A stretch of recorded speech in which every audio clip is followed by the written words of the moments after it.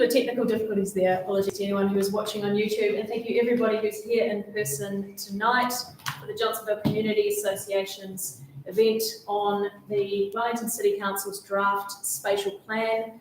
Hopefully you're all aware of what's happening here. It's going to council on Thursday for final presentation for voting in its final draft form. It's going to the Planning and Environment Committee. This is our opportunity to get any last feedback into our councillors, our own Northern Ward councillors or other councillors around what may not still be working for Johnsonville. So tonight it's JCA is hosting, but we are in the Johnsonville Community Centre Trust Room. Possibly for those of you listening online, you can hear some music. That was not intended, but hopefully it's not too noisy for you. We have a couple of exits here, should there be a health and safety emergency issue. So people can leave through the door here or the door to the stairs there. Bathrooms are downstairs as well if anybody should need to use those. We are also just going to take the opportunity to spruik the Johnsonville Community Association's monthly meetings, which are always held on the last Wednesday of the month from February to November. We invite all residents of Raroa and Johnsonville to attend those meetings. So today, Tony, our VP, is going to present to us about some of the things that the spatial plan stands for, what it's proposing, some of the feedback that we've provided over the last year or so, what we've asked council for, what they've come up with, and so on. So after the presentation, we'll invite comments from the floor here, and then any other Q&A that come up. The councillors, we're not 100% certain whether we will have anyone in person tonight, but we believe we might have Councillor Dane online. Hello. We've also had some comments from other councillors over the last few days that Tony will feed in. But if you are watching online, you are very well invited to ask questions, and we will feed those in as well. So without further ado, I'll hand over to Tony. Thanks. Thank you, Jamie. Okay, thanks everybody for coming to such an interesting topic. So we'll put together this presentation. This will take about 35 minutes. Johnsonville is actually quite a big area and there's quite a few issues. And we are to get quite, so the spatial plan is very important for our long-term future. Let's run through this. So where we're at, we've done submissions and now the council is about to decide. The officers have taken some of the submissions on board, and many of the submissions they have rejected essentially, and that applies for Johnsonville and it applies across the whole city. I was going to run you through the impact on Johnsonville and also maybe look at one other area and how they've fared with respect to it. But first of all, just want to give a bit of an introduction to so what we're going through. So first we're going to give an introduction as to what is a spatial plan. For those who don't know, how does it, asking it, are we being listened to? How does it impact Johnsonville? And is the council listening to others? And in conclusion, what we think still needs to be changed about the spatial plan to make it work for us. We are not covering the contentious issue in the presentation about whether on the Johnsonville line, especially the Johnsonville line, is rapid transit. That's another whole big topic, which has got another 30-minute presentation in its own right. But I'm happy to take questions on that because it's also very important for Johnsonville, that issue. Okay, so what is the spatial plan? So the spatial plan is the council's plan for future population growth, basically. This is my naive, this is not cut out of their brochure, this is just our naive view from up here in northern suburbs. So they say we need room for 50 to 80,000 people, and that the government and the council have this idea of a compact city. And the latest spatial plan is proposing a new type of housing, that's new for Wellington, which is up to 6 stories. To date, the limit has been outside the CBD has been up to 3 stories. So we're going much higher. And they've chosen many suburbs such as Johnsonville for that. So first of all, to put in context, and I'm going to tell a bit of a story about where things came from. So the previous spatial plan essentially had a policy of a third for population growth. A third in the inner city, central city, a third in the outer suburbs, and a third in Greensfields. And that's been the policy up until, so it's currently the policy in theory, but in practice it stopped being the policy about 5 years ago, 6 years ago, when they stopped considering adding to the greenfields. The new plan and the spatial plan has this approach. So despite all, and we can talk about this, but despite all of the machinations about character and imposed growth in the CBD inner suburbs, they're actually planning to get less than was original, was the previous plan, 1/4.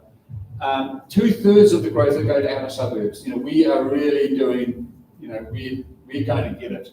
And the greenfields, well, it's just 1/10 of can go in the greenfields that are left, and they're not adding to the greenfields. So I want to put that in the back of your mind, because when people talk about, how people are going to fit in, you've got to remember they've already taken the greenfields option out of the picture.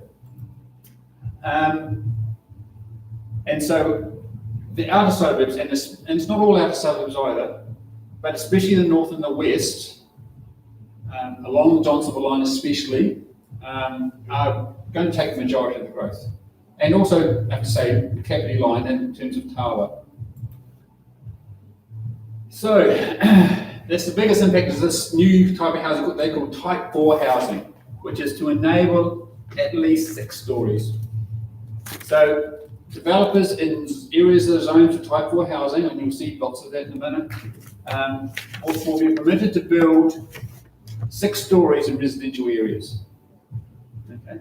So I just want to quickly look at saying, what does that look like? How big is 6 stories? And we're going to look at shading, but you also got to bear in mind there's issues of privacy, coverage, access to green, private green space, gardens and that sort of thing. So this is actually from Darren, put this together, it's pretty cool.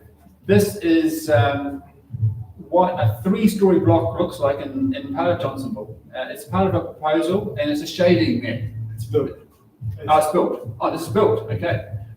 So this is what the shade looks like. And we're doing midwinter shade. This is the worst case, but midwinter does last a wee while here. So that's what it's like at 9 in the morning, okay. Midday, and just see how it's sort of, the site planes, the recession planes, I will talk about, that's what it looks like. The recession planes protect that, make sure the houses next door, even in winter, get some sun. Okay, and then you've got, midwinter. So it sets pretty low in Johnsonville. It's not too high, but you can see how, so you can see where that coverage is. So let's assume that building was a 6-story building, which is permitted to be under the spatial plan. So in the morning, you can see it stretches right into the next block.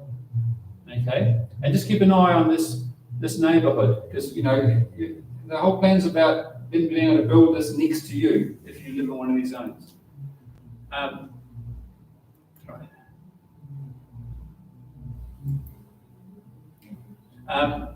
Midday, and you can see it actually covers the rest of that block even at midday when the sun is at its peak. And then in the evening, in fact, it breaks the program, just stretches, so it's really putting that whole area around it in the shade. So this is what they want, and they want to permit it right across lots of areas of the city. I just wanted you to get an idea. Looking at the midday one's the most interesting one, 3 stories, 6 stories. And on top of that too, you've got to add the other burden. So you've got privacy. If someone 6 stories up is going to, the privacy of the neighbourhood. You've got the issue of green space, which is a big concern for us. because people in the upper blocks, obviously they don't have lawns or anything like that, and their families, they're going to need public playground space to get out and about, to get fit, to get at nature, and so that's important. Tony, yeah. So if it's 8, 12 or 18 stories high, will it be worse than the pictures you're showing? Well, if it's higher, and we'll get to that, if it's higher, it's just going to be, it's a very good point. So they're permitting 8, which we can get to in a minute, they're permitting 8 stories in central Johnsonville, like in the suburban triangle, is what they're saying. And they're permitting even higher in the CBDs and other in CBD areas, of course. And it already is higher in the CBD. But the CBD is a CBD sort of apartment area. I mean, we're 10 k's out. We're far away, and so are many others too. Same with Nine and Newtown even. So it will be higher. Yeah. This spatial plan has taken away all height limits in the inner city. It is. They've asked for that, Yes. or they're proposing that, and whether the It's council's in this. so in the central city, they can look at 35 stories and won't blink an eye. I mean, of course, people can always go higher, but they need it's a notifiable resource consent. It's expensive. You can go higher anywhere you want. Get an exemption anywhere you want. Get an exemption. Ultimately, if they need, and this happens, they do district plan changes, and you'll see them pop across the public notices occasionally, and that's because they change the plan to let something special happen.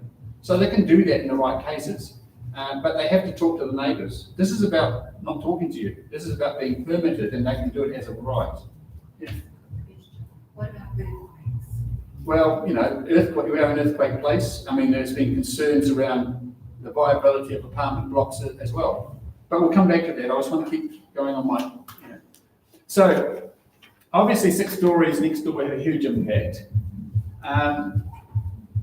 And one of the things they had a Q&A yesterday, which I recommend you look up, and they actually asked this very simple question: what height limit is type 4 enable 6 stories? And officers didn't say, well, it's 22 meters or something like that, or 15 meters. No, they said that they must permit 6 stories, but they could permit more. Okay, so when they say enable 6 stories, that means they will do 6, but they might do more. So, so talking to Johnsonville. So Johnsonville, we've been long targeted for high density housing, medium density housing they call it. We have a medium density residential area, and this is this was put in 2013, and it was based on a 10-minute walking catchment, which is very important to come back to this. The MDRA was 10 minutes, and they went to court. JCA took them to court because we were very concerned about many elements of the MDRA. We didn't think it would work. We still don't think it has worked, actually. But they went to court and said, yes, this MDRA area is a 10-minute walking catchment for Johnsonville. A similar one was put in Kilburnie, and other suburbs were also possibly, including Kandala, were also going to go into MDRA, but magically they didn't get postponed and dropped off the agenda, and only really Johnsonville has got it. I think Tara and Newlands might have them, but I'm not sure what's happening there. So, we keep hearing from officers that Johnsonville is the ideal place for medium density housing, and it just reminds me of this cartoon, because we keep saying, we're not, it's just like every time they talk about high density housing, they come to Johnsonville and say, this is great, it's going to work. And we keep saying, this is the MDRA, okay? Translating it to spatial plan, it's really what they call type 2 housing. Okay, so we've got type 3 and type 4. But type 2 housing is 2 to 3 stories, and this is what they wanted to do. Okay, I just want to, I'll get to pointing out some things in a minute. But let's go through here. This is the suburban centre, where the shops and the mall are. It's the mall, Johnsonville Triangle. You've got to anchor on that triangle. You have Johnsonville Road, you've got Broderick Road and Moorfield Road. We're actually here in the community centre. That's actually here. Yeah. And of course, we've got the new Waitoi Library, which is, it's really cool. The areas round here to the west and to the south are all zoned for MDRA. Officers wanted to do this area across the motorway, and also north of the, this is the bit of, this is Middleton Road. Sorry, Middleton Road here. This is the motorway here. This is Middleton Road. So across the motorway and on Middleton Road. And we appealed it, and part of the appeal was that these areas aren't walking accessible. And the court, the Environment Court Commissioner said that they agreed, they're not walking accessible. The Commissioner actually went and walked those areas. They said, no, it's not, they're not walkable. I mean, you can't, I mean, a mother, father with a pram, and, can't get these areas. And the city councils accepted it. They took, essentially, these, let's see, go back here. Get my animation to work right. I'm going forward. You go forward, yeah. Go back, go back. Go back. Use your arrows. Yeah. Okay, sorry about that. So those areas there, the Environment Court said they're not walkable access. They don't have, they're busy. Either you've got to cross, in the south, you've got to go up gravel steps, and under a motorway underpass, it's not lit, it's very steep, and you simply can't negotiate if you've got children. You wouldn't expect your children to go to school down these things. And to the north, it's a very busy road with no pedestrian crossing. And again, you wouldn't expect, a young family to try and cross that area. That's what the Commissioner found. So they took them out, and that's the current MDRA area now. That's the 10-minute walking catchment for Johnsonville, the MDRA area. Tony, could you elaborate on what a walking catchment is? I'll get to that in just a second. Excellent. Absolutely. So in 2020 now, we come to our turn of the spatial plan, and we were targeted for 6,000 more residents. Okay, that's so it's about 10,000 in Johnsonville. We're to have the highest uplift. That's like 60% growth, more people. That's far more than any other area in the city. Certainly more than Newtown or Mount Vic or Karori, Kilburnie. They don't have anything like that sort of number. Lots more in the CBD, absolutely. Tiara is also getting hit really hard, but the two of us catching it. And 68% growth. And because we've got a railway station, we're also, great for carless apartments. So what was proposed, that's the picture of what's proposed. And you can see it's pretty big. This is the walking catchment for Johnsonville. You see this area here, these areas here, they say are walkable to Johnsonville. So it's right to the top of the hill, the over Newlands. We're talking,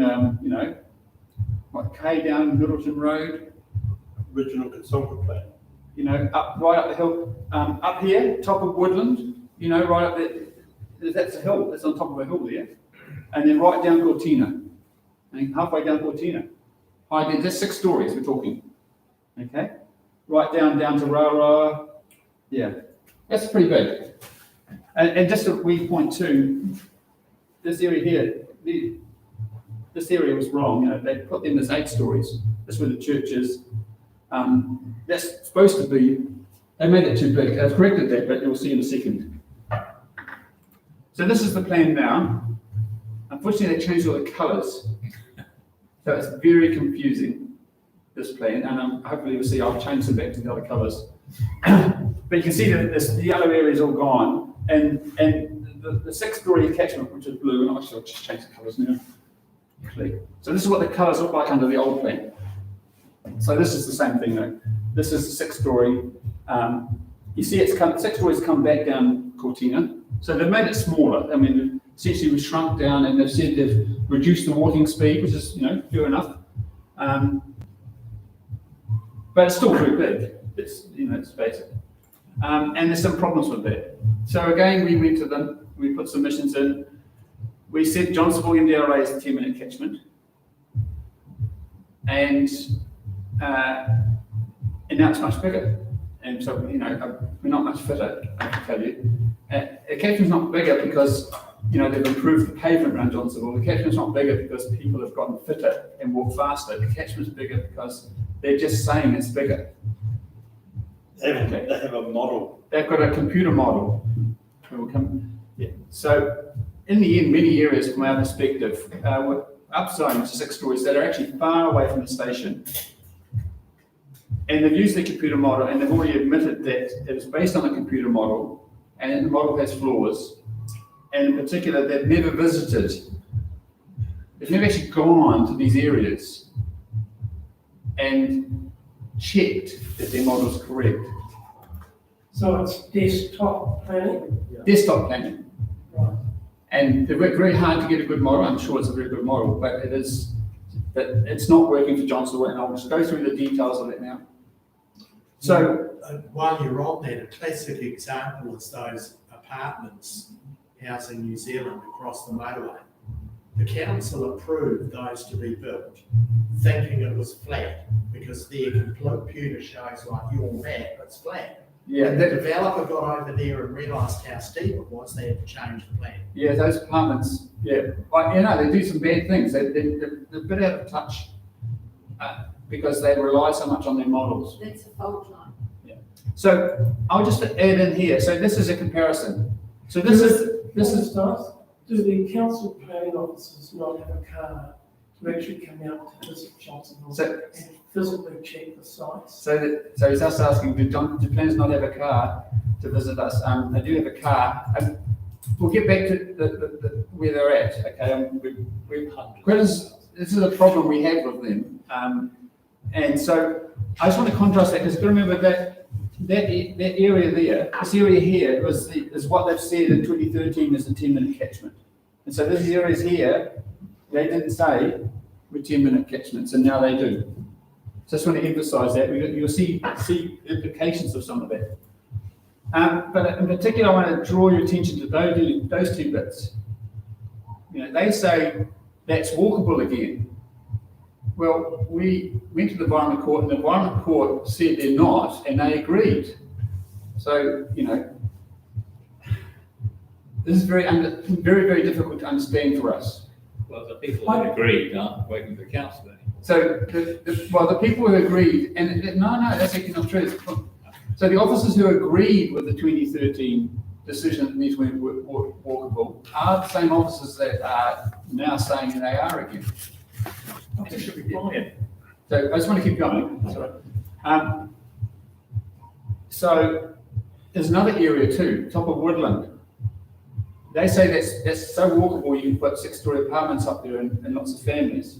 And this is also a big problem. Because it's still in the plan. We've already submitted that these are not. This is why we're having this meeting. We've already talked to them. We've said they're not. They say they've considered their advice and rejected it. And so they still want to do it. And there's no footpath up there. That's And right. they've got no plan to put one in. So I'm just really summarise it. And like these areas, steep gravel steps and no lighting, no pedestrian pavement, no pedestrian crossings. That's what we're looking at. So just here, for example, this is an underground motorway walkway here, and then there's a path that zigzags its way up. Okay, they say that this is so walkable that you can not only walk up the Sheridan Terrace, but you can even walking up here, and that's 10 minutes. It might be 10 minutes downhill, but it's certainly 10 minutes uphill. And so this is what they say is walkable. Okay. This is the sort of pedestrian facility. They say that people who don't have cars, that people will live in an apartment, not with a car, and they'll go up and down there every day. Hundreds of steps. They're not even paved. And where's the lighting? Would you do that at night? It's winter time, it gets dark at 5:30 now. And you're expected to go home up then? And we've told them this, and they still say this is walkable, and not only walkable, but walkable and 5 minutes walkable up above that, up past the... Over here, on Woodland, okay, they say this is walkable up here. walkable enough for people to live in apartments. So this is high density housing. So, there's Woodland Road at the top there. It's very steep. You can see how steep it is. But not only is it steep, the pavement ends. There's literally no pavement. You come to the top, there's nothing there. There's nothing. You get up to there and you've got to walk on the street. I mean, this is quite poor for type 1 low density housing. And yet they say it's walkable for 6-story apartments. And their picture now shows what it's like, because the residents cut their hedge. The council wouldn't come and cut that hedge. Good point. All along where the yellow line goes round the corner, that hedge Yep. was out to the road. Yeah. The So council would not come and cut it. But it's still, I mean, again, the whole point is it might be for an average person, might be able to walk up there in 10 minutes, but people have to live up there. And if you, can you imagine trying, I mean, should the council expect a parent with a pram to have to walk on the street to get to where they need to go? It'd have to be Usain Bolt to walk up there with a pushchair. Well, yeah, it's run out of footpath. can you imagine taking 2 bags of groceries and a toddler up there? It's run out of footpath. It's only, it's an orange country. So it's clear that planning officers have ignored us, even the most basic problems. They know the decision. We told them about the evidence of the decision if they'd forgotten, although some of the officers were actually at the court. And essentially these unwalkable areas have to be removed. This is their number one thing. They're not walkable, so just take them out. But there's a few other little things. So that's what it would look like. Those areas really that are in red and orange should not be walkable, should be taken out. Because, as I've seen, there's no access. I mean, a fit person might be able to walk them in 10 minutes, but that's not the point. We want people to live there. We want children to be able to walk there.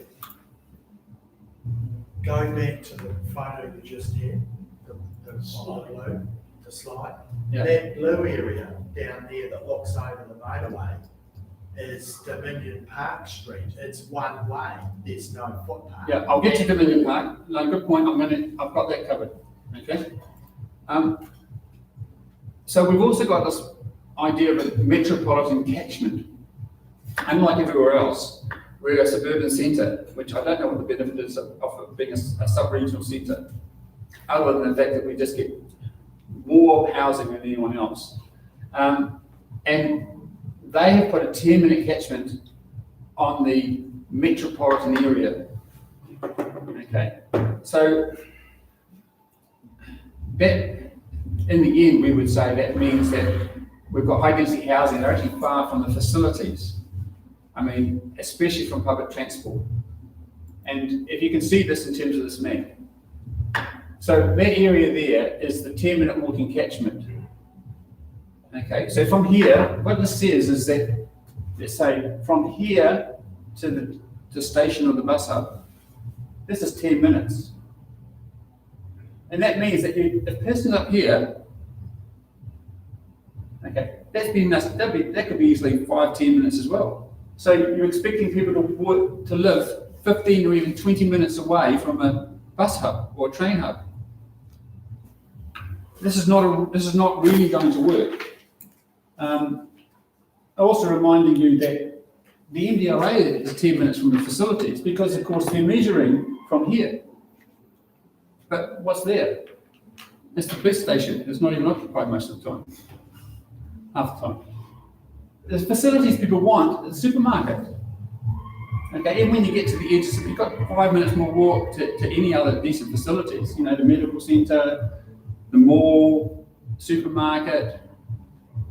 I'd say the warehouse, but we've lost that. The same over here, you know, the same over down here. Okay. So again, they're measuring from here. But what's here? There's an ex-auto electrician and a real estate agent. There's no real facilities still here. The real facilities are in the centre. They haven't measured 10 minutes from here. That's what the MDRA did. They've measured it from the edge of the zone. From here too. What's here? And this is the Project Road Bridge. Well, there's nothing for 100 metres other than a mower repair place and a costume place. So it's really not, I mean, we have a big problem with these areas because they're far away from public transport, they're far away from our facilities. So there are a few other issues. One of the areas was that the area that was originally zoned is high density, type 6, seems to have inherited an upzoning for some reason, like a tide mark that they wouldn't return it back. Okay. And you can see these, so they've added that wee bit in the latest plan, so they've added some more on the edge, some more areas of high density. Just again, a piece that's a long way from facilities. But more importantly, you see these, you've got these areas which are type 2, see these blue areas? Now, in the original proposed plan, they were type 6, they were type 4, they were high density. But it's like, when they've dragged it back, they've left the tide mark of upzoning. Now, that's not part of the deal. The deal was, upzoned in 10-minute catchments, but they seem to have also just upzoned from type 1 to type 2 in these areas, and then literally provided no explanation or even mentioned that it's happened. We've noticed, but this is sneaky upzoning. Not good. You can see that because that's what the old zone was like. That was the original zone. That was what they first proposed, which they got wrong because they dialed it back, you see. But you can see when they dialed it back, they left a little bit of upzoning. They'll upzone these a little bit because they're sort of on the edge. I'm fine with the edge zoning, don't get me wrong. I'm happy for them to go around and say, well, next to type 4, we'll do type 2. But they have to do it everywhere. This is not something that this should be a rule or an approach that they want. I mean, they can upzone the entire city to type 2 if they really wanted to, okay? But that's not what they've chosen. They seem to, again, try to pull a fast one on Johnsonville. And then, of course, there's the mall. God, we're waiting for our mall. When will the mall be upgraded? When will Stride come to the party and give us a decent mall? And there's a possibility they will come to the party because they've talked about it. They've actually proposed something to us, to the spatial plan. They want to add apartments on top of the mall. But, it's adding apartments. And in the centre, as I said, they're allowed 8 stories. Okay, 8 stories. Yeah, that would be okay. In fact, that would be quite sensible. 8 stories apartments next to the railway station, above the shopping centre. That makes sense in a suburb. Okay. But they really want to go for 18 stories, which is what they put to us. This is what they've done in Westfield, Albany. This is a twin 18-story apartment block. So you can imagine 18 story. 18 stories is massive. 18 stories is big in the CBD. High on the hill. It'd be meters high. And officers indicated they want to go for this. And And we're going to go for it. they are going to go for it. We're apparently now at special zone. And this is the special zone bit, Special. So there's also just general facilities. We're going to take 6,000 more people, but there's a lack of infrastructure assessments. There's no information. They love to have the Johnsonville line as the anchor for increasing public transport usage, but will it cope?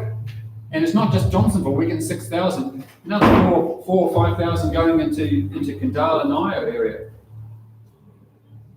And so the Johnsonville line is to carry all of that, and we know that's very limited because of the size of the trains and the tunnels and single track and that sort of thing.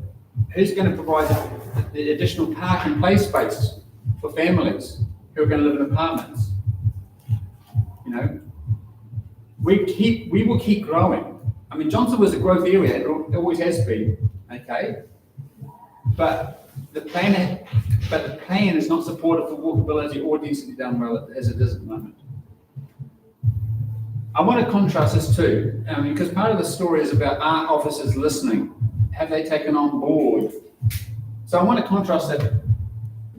I want to look at Newtown. Okay, it's another area which has got zone targeted for high density housing. So look at what was originally proposed then, what's proposed now. So this is what's originally proposed for Newtown. You can see all this area here. So this is under the old plan, the old colour scheme. So I don't want you to be fooled. All this area here is 6 stories like Johnsonville. But so is this. All this blue area is why they've changed the colour blue, because it's the other type of 6 story. There's 2 types. It's A and B. I know it's confusing, but this is also 6 story. Okay, Bearenport, 6 stories. Right along Rintoul Street, right up Redford Street, 6 stories. Up here it's talking 4 stories, so it's quite, it's quite dense. But Newtown is already really dense, it's not really, and Newtown, of course, very, very low car use, very high public transport use and active walking. I mean, it's actually a place, when you think about it, where you can imagine people living without a car. I mean, we're 10 k's and up 150 metres up a damn hill. They're flat walk straight to the CBD. So what happened? So this is the new plan, and because it changed the colours, it's very confusing. So I've changed the colours back, and there you can see what's happened. This is the 6th story now. It's a different shape. So just to contrast it more, I'll just highlight the differences. Actually aware though that Newtown, if Newtown got the MRT, all that would change. Well, it could be, but it's not being, the MRT is planned, but I mean, sure, if Johnsonville got great rapid transit, it could change too. I mean, they're assuming great rapid transit to Johnsonville and it's not great, but they've actually got higher public transport use than we do. They already have better mass transit. Yep. Okay, it's certainly more rapid because it's a lot quicker to come in from Newtown on a bus than it is to come in from Johnsonville. So if you look at that contrast, the yellow area is the area that used to be 6 stories and now is not. And the hatched area was less than 6 stories and it was upgraded. So yes, these areas up there in the north, they've put high housing in, which makes sense. It's right next to Adelaide Road, it's close to Mount Cook, right next to Massey University, students, hospital, of course, hospital housing, But look at this area here, and all this Bearenport, all been downzoned off 6 stories.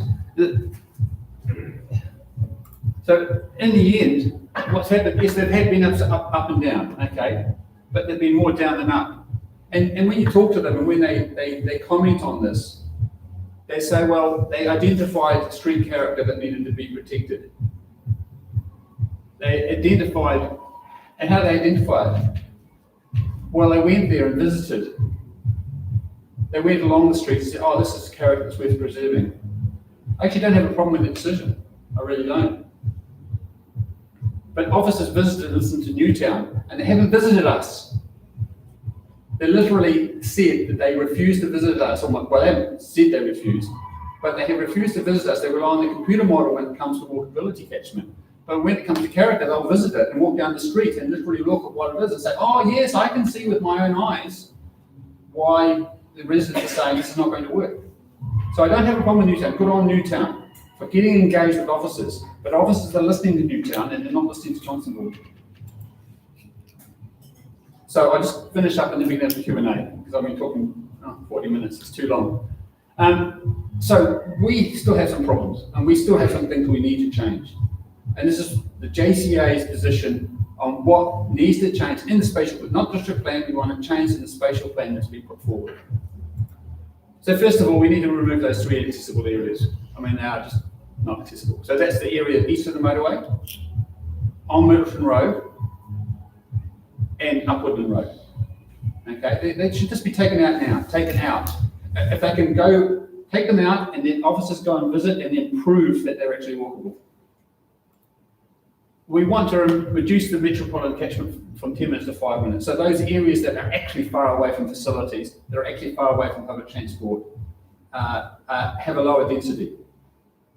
Okay, just like the rest of the city, because if you're far away from public transport, you don't get 6-story buildings permitted for developers. So reduce that to 5 minutes. I think that's eminently sensible. The rail can stay at 10 minutes. I can understand the justification for that. And then remove the sneaking up zoning type 2 housing on the outskirts. I mean, be consistent. Be consistent across the city about what you're doing, and don't try and shimmy and sneak stuff in. We also have need some changes to the assessment of how the spatial plan should work. So we're worried about the Johnsonville line capacity in public transport. So we need a future demand and capacity assessment for the Johnsonville line. I think it's very important that before people are put into places that assume that they can take public transport, we know the public transport system can work and carry them. And we're talking about 10,000 more people along the Johnsonville line. Okay? And you'd assume the majority of them will be taking the Johnsonville line. You know, that's why these high density housing is going in. That's a justification. You presume. Presume. We presume. Well, they presume. We know it's not good public transport. And we know it's not reliable public transport. You know, anyway. We also are very worried about open spaces and park spaces. I mean, I can still remember the relief when they did an assessment of library capacity across the city. And they found the Johnsonville Library was 1/4 the size it should be to service the catchment that it was servicing. Because we are a catchment city, we're a sub-regional centre for the whole of North Wellington. North Wellington, you know, if they don't shop in Johnsonville, they head north, you know, we're like a separate area. But when you have people expected to live in apartments, well, they've got to have more green space, more public space to share, so that children can get on swings, that people can have picnics, you know, without having to get a car. So we need an assessment of Johnsonville because we feel that we're also that much short. And it's assessment against the future population, not against what we've got today. We're already short now, but we don't want to get to the situation we did with libraries where we're 1/4 of the capacity of what we should have when it comes to public space.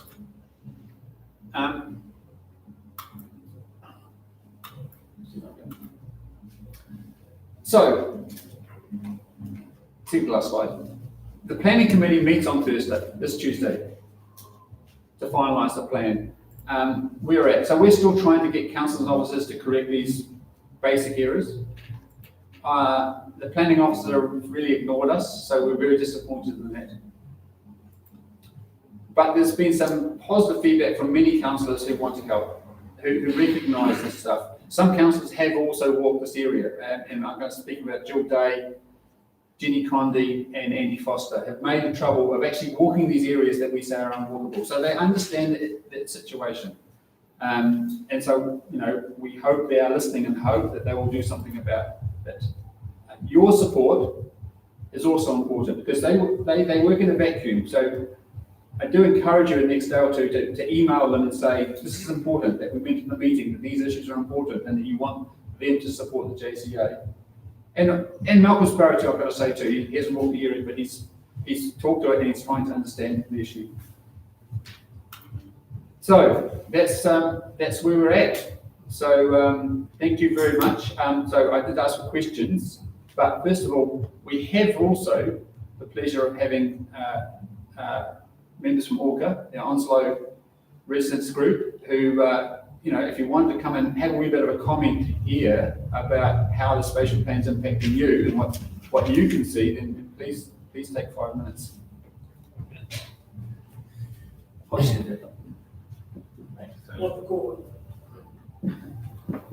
don't have any slides. I'm Lawrence Collingbourne. I'm the president of the Onslow Residents Community Association, which includes a very important part of Johnsonville called Broadmeadows, for this part of us, and Kandala and Kaifora. So of course we'd be on our other side, we have Nio and Crofton Downs, who have their own residents association as well. I just want to say, look, that we've got an awful lot of empathy and connection with Johnsonville, not just through the railway line, but that is a common source. And we feel for how what being a metropolitan centre is like, because although we're not one, the spatial plan seems to have decided that we ought to be one, and we're getting that feeling, right? So lots of empathy from us.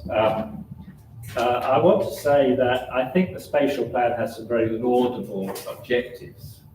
We do need more housing, a lot more housing. We need it to be affordable. And of course, we want it to be eco-friendly. However, from our perspective, the leap into hyperspace of going up but not out, which was put forward in the spatial plan, is at best naive about whether that will achieve those goals. First of all, I'd like to observe that Christchurch redevelopment achieved quite a reasonable amount of affordability in its housing, as one of our residents, Eric Crafton, pointed out to us. That he said because they just built more, but it wasn't because they just built more. It was because lots of greenfield sites were released in Christchurch. It was because the government funded the infrastructure connection to those greenfield sites. And it was because the government took the responsibility to rebuild the city centre so it didn't die. Wellington needs those three things if it's going to create affordable housing, in our view. The second thing I wanted to say is that where we live is amongst the most expensive in Wellington already.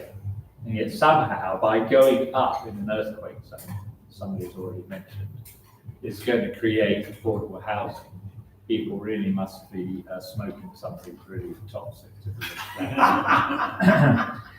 Thirdly, actually, I like what you've been saying tonight about the park and play space, but actually, there's no infrastructure, no transport, or schooling to support this planned growth, and no consideration of what creates amenity from my perspective, which I suppose is the park and play space. We must have a much more unified planning approach to redoing Wellington City. And finally, I'd like to say the Heritage Railway line was bypassed in 1937 for being too slow. It's kept afloat by enormous subsidies. It cannot be expanded or made more rapid at all, because it is totally unaffordable. Even if we got 20,000 more people in Johnsonville on a longer railway line, the railway line would still only serve 10% of people in Wellington. So nobody's going to spend $1 billion on it. So it's no reason for high densification. Well, on the Johnsonville line in 1995 and 1997, Transit New Zealand and the councils, all of them, did a study on the Johnsonville line to make it mass rapid transit to the airport. And it was so far down the list of being affordable, they put Martini trains on it. Yes. But they had to widen all the stations and dig the tunnels deep to fit the new trains. Yeah. So if it was And not they still- affordable they back still- there, yeah. I can clearly say in my lifetime we'll never get light rail in Wellington. We don't have 5 million people here to support it, and that's at least what it needs. So, Yeah, Kiwi I mean- Rail said they won't spend any money. Yeah, the Kiwi Rail said, I mean, they can make it a little bit better, but They could make it better, they widened it and put. but they can't redig those tunnels. I mean, it's just not. I mean, goodness me, they can't even dig a major tunnel to Wellington East. For goodness sake, they can't dig a second tunnel to Karori. There's a hell of a lot more demand for that than what will go on Johnsonville line. And so, we'll always be down the pecking order, but we're right up the top of the pecking order when it comes to taking the population that's going to be put there because of it. Yes. And so, the discussion around whether the Johnsonville line is really rapid transit is going to continue. We're pretty involved with that discussion. So I understand there's some people watching online. Jane, you said there's a question. Absolutely, yes. And before we get into the question, one of the wonderful watchers online excuse me, one of the wonderful watchers online, hello everybody, has asked if we've got a form of words that we could use, that people could use to send to the councillors. I think that's a really helpful thing to do. So if we make a commitment to getting something up on the johnsonville.org.nz, which is the JCA webpage, we'll also put it on our Facebook page and try to promulgate it out through to some of the other major Facebook pages. So just to recap, we'll get a form of words of information that you might like to promote to the councillors around our recommendations for improving the spatial plan before it is finalised. And also, yes, from YouTube, we had a question around the walkable catchment, around who is defining walkable? What is the definition of walkable? Is it in terms of ability? Is it in terms of who's walking? So who gets to make that call? Okay, so that's a good question. So first of all, on what we need to do to make sure Johnsonville, the spatial plan will actually be at least possibly achievable with Johnsonville. These are the three main things that we want in terms of the walking catchment. Because it's in the end just the sheer volume of people and the sheer extent of which development could happen across, what is really most of our suburb and half, a good part of Newlands as well, or Paparingi, as you would say. I'm not quite sure where the difference between Johnsonville East and Paparingi seems to be a grey boundary. I guess it depends whether you're talking about a real estate agent or not. But in terms of the main things we want, these areas just can't be there. And so certainly you can take down those words. And the other two things are the rapid transit assessment and the open spaces. But Lawrence, you're exactly right. There's a whole lot of infrastructure stuff. I mean, we've got big stormwater issues up here with flooding. We've got schooling concerns. I mean, our schools are at capacity. And yet we're going to get 68% growth. And this is the thing, this is such an enormous percentage increase to go into one spot. That it's very likely to fail in this, yeah. And so what damage it does as it fails.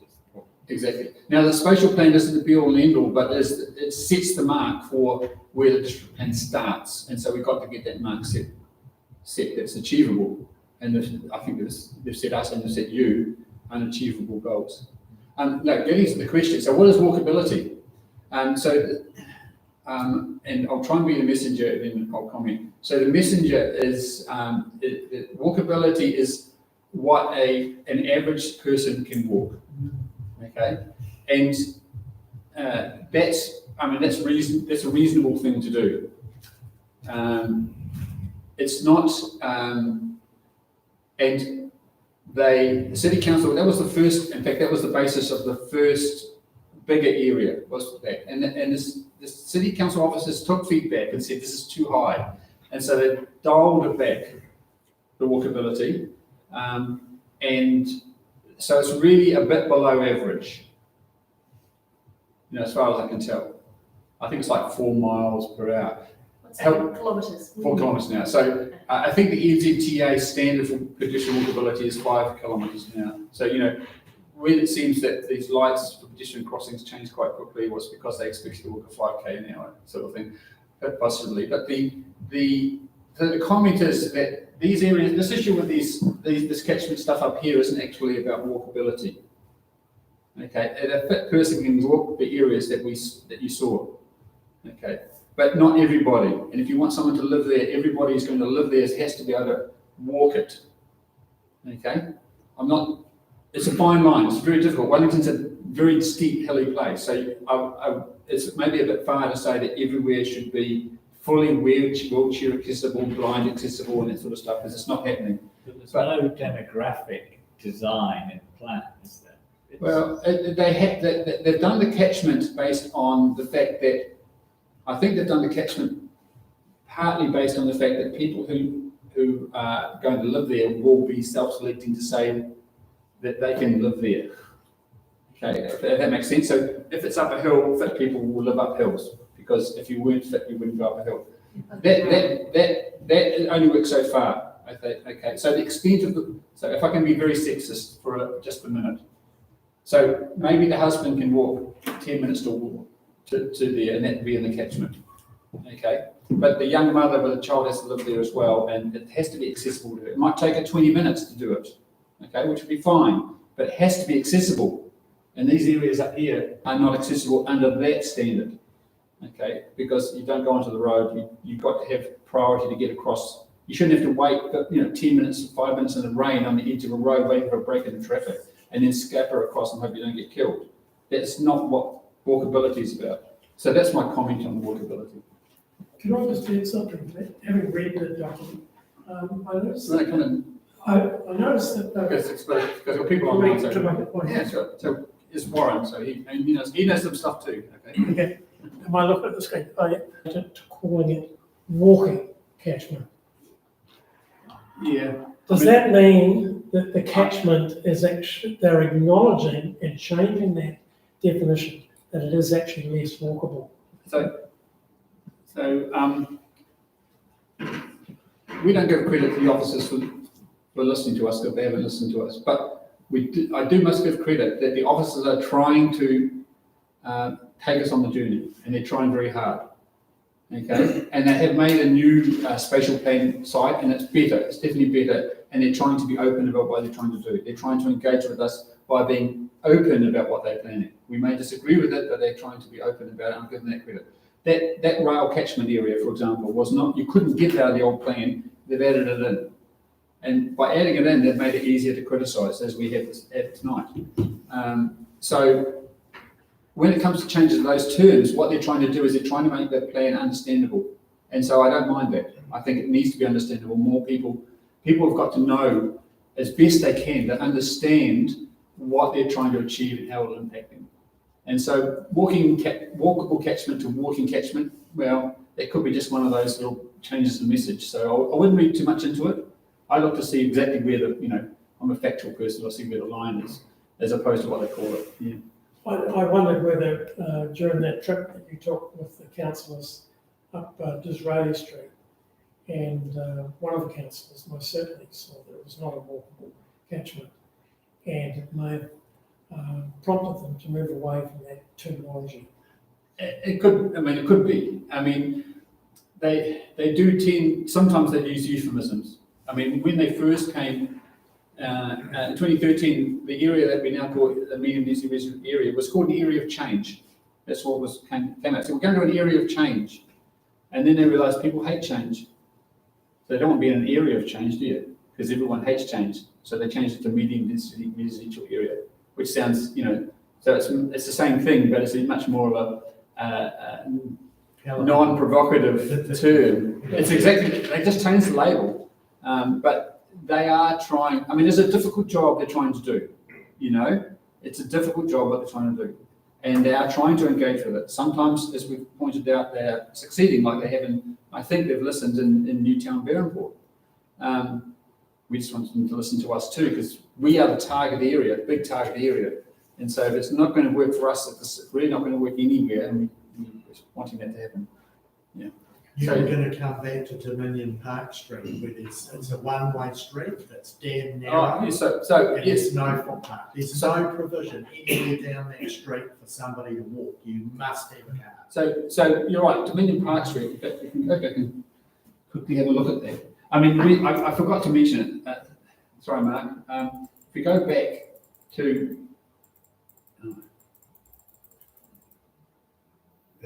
there. And Tony, after that, John. So Dominion Park Street is down here. Okay, this is the area. So they should go back to this, type 1. As you said, it's a one-way street with no pavement, and they've upzoned it. So this is the point I'm trying to make. That was the third thing. Take that zoning out. There are areas there that are really not walkable, and so you can't just quietly upzone them. So thanks, Mark. Yes, sorry. John, and then we've got another question online. Yes, John. I'm really concerned about this whole idea of using walking as a measure. I worked for 20 years as a postman, and we had a rate of walking which was... Come up and... I'm happy to... This No, is no, pretty... Yeah, no, go for it. Go for it. And we had a rate that if you walk on the flat, you're talking 4 kilometres an hour. But any movement off the flat had to have the factor of you can walk slower, especially for carrying groceries. Now, that whole thing about the walking doesn't seem to have taken into the fact that Johnsonville is hills, it's not flat. Different story if it's flat. The other thing is too, when people buy these apartments, they're going to have 10 or 20 or 30 years, maybe get arthritis or whatever it is, and they're going to be stuck on having to walk up hills.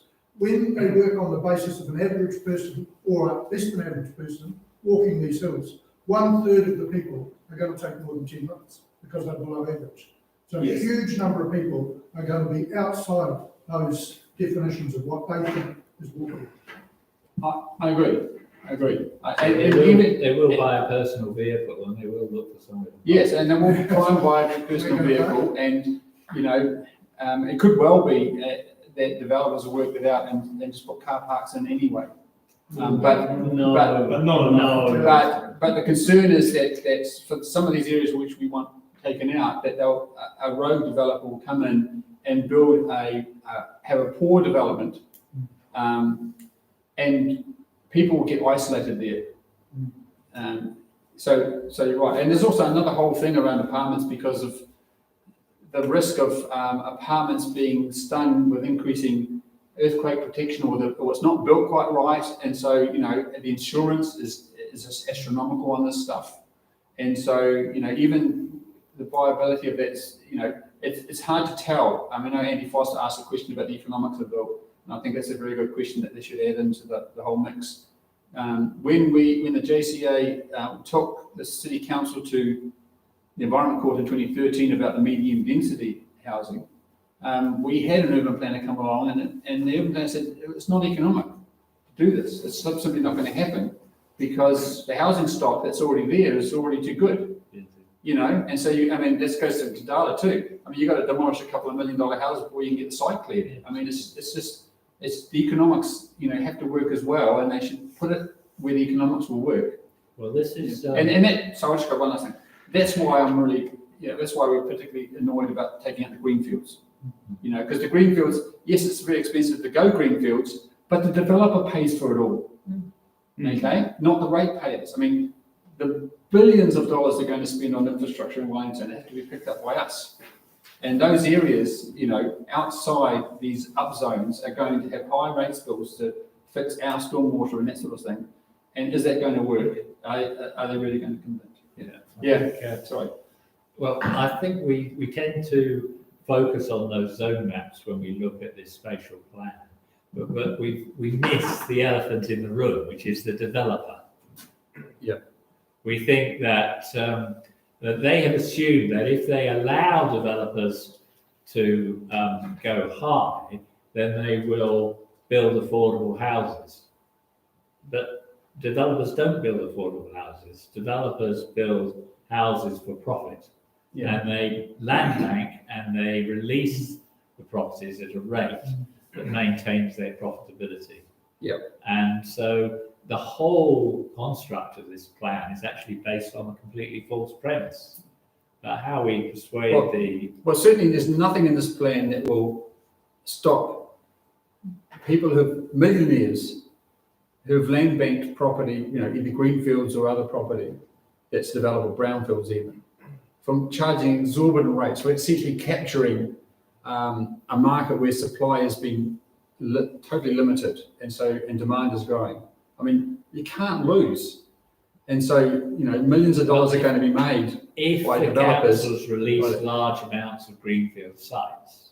Well, that's the only thing that It would in Christchurch, it flushed the land bank. That's what happened in Christchurch. So, yeah, they permitted, because of the earthquake partly, they said we're going to relax the rules, and whole lots of areas around the outskirts of Christchurch, you know, bloomed with houses. People leapt at them because they were affordable. Yes. Okay. But they flushed the land bank.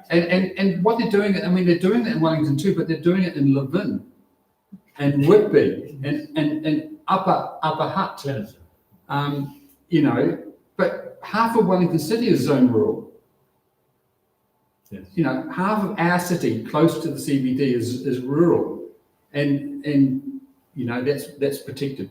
You know, no, can't do that. I mean, you can drive 5 minutes out of, no, I'll say it's 8 minutes from Johnsonville Centre, and there are horses grazing in the paddocks on 10-acre blocks, and you know, that's where the affordable housing could go, I think, and you think. Yes. But the spatial plan's not doing it. This is a bigger issue, and councillors are not going to go there.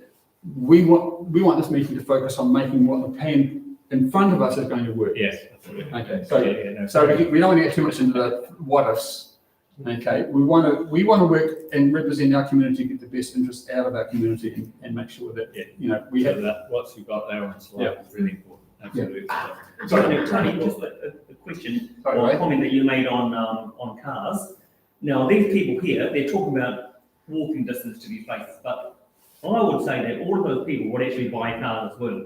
But the problem with that as well is that the council are now allowing developers to build developments without car parks.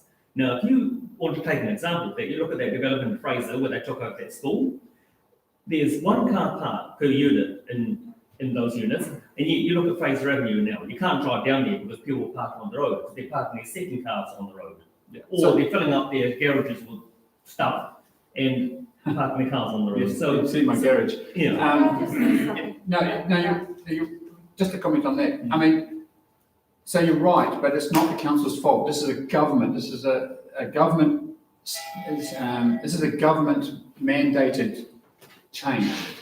So this came from the Ministry of Environment. This came down and said nowhere anywhere. In fact, there's no parking requirements anywhere in the city at all for new developments. That's already there. That's not the city council. The city can't. They can do it. The planning officers love it. They think this is great, but they are. That's come from the government. Yes, sorry, Jane. Yes. It was kind of related back to what Lawrence was saying, the developer / council consideration. Is there going to be consideration of impact on a neighbouring property losing sun and views if 6-storey buildings are approved? I think we've talked previously within JCA around, could a developer be obliged to compensate, for example, a house that has suddenly, for no fault of that purchasers, no fault of theirs, they've suddenly lost all their sun and their views. Yeah, and maybe $150,000 worth of value. Absolutely. Because everyone knows a sunny house is a healthy house. I mean that's the mantra I always look when I was looking at the house. Just to answer that, that's not a spatial plan issue, but the spatial plan is silent about its thought on that. That's the wrong thing to do. Right. The spatial plan does flag to the district plan and the long-term plan what needs to be done for these areas, and they talk about infrastructure assessments and all character assessments and all that sort of stuff. But they don't talk about the neighbour impact of these different types of housing. They're really silent on that, and it implies that the neighbours will not get compensated, which is a huge concern. I mean, if they were compensated, well, that's mitigating. That's fine. Okay. There's no mechanism. But there needs to be a mechanism, because at the moment, and we've seen this in Johnsonville, we've had stuff built right to the boundary that's against the district plan. Okay. And yet you go and talk to the officers, the effect is less than minor. The effect is less than minor. That's why you didn't have to go and do a notified consent, because it's a minor change. So that's a minor change. So we didn't even tell the neighbours. And there are neighbours who turned up and the first they find that their sun's being blocked out. That's when the wall literally goes up. Because, let's see. I mean, yeah. So in some ways, that's the biggest worry. If people are compensated for loss of sun or loss of value, that's a totally different story than building a 6-storey apartment up sun view and literally taking the value of your house that it has from getting sun away from you and taking it themselves. That could be worth $200,000 depending on the site. And they've literally just stolen your sun. You bought the house on the basis you had that recess claim, that you had access to that sun, and you sort of have a right. It's sort of part of your property. Well, I call it abuse of democracy, because you had an agreement when you bought your house. Yes, right. And then the Democratic majority is overriding that agreement. Now, that happened to a very important segment of the New Zealand population that's now being put right. Right? Yeah. But at the same time, we're now taking it away from another segment. Exactly, yeah. I think Madeline had a question. Sorry, Madeline. Yes, just about the cars, assuming people don't need a car, that's ridiculous. I used to live in Graceville, near there. And also, if you've got to pick children up from school, from kindergarten, or rally or something, and you need a car, and they're assuming nobody needs a car. Yeah, well, yeah, I think, I mean, you're right, that they can't mandate car parks and lots of areas, and there's areas in Wellington where you don't need a car. I mean, lots of people in, let's say, Newtown has the lowest car usage of any suburb in Wellington. So lots of people live without a car in Newtown. That's a very handy. Yeah, it's a very handy place. Unfortunately, Johnsonville's got the highest use of cars of anywhere in Wellington. Well, I know. You know, and so putting high density housing here is all stupid, because obviously by evidence, lots of people have cars, and some of the economics of living up here, because we're much more of a car, you know, there's not very many corner dairies up here. You go to the supermarket, you drive to the supermarket, you do chain shopping, you do all sorts of stuff. You go away, you go to Queensgate, or you know, do your clothes shopping, or get out the kids, or that sort of stuff. And up here, that's the sort of way. And of course, the other thing about, and I just mentioned Johnsonville line, because Johnsonville line, or even any public transport, doesn't go north. No. And yet lots of people live in Johnsonville because they work in the hut, or they work in Porirua, or they're a tradie, and they've got a van. And now, I mean, there's lots of tradies, lots of people live in Johnsonville because it's a great place to be based, to go and work all over the city. And so, you know, tradies aren't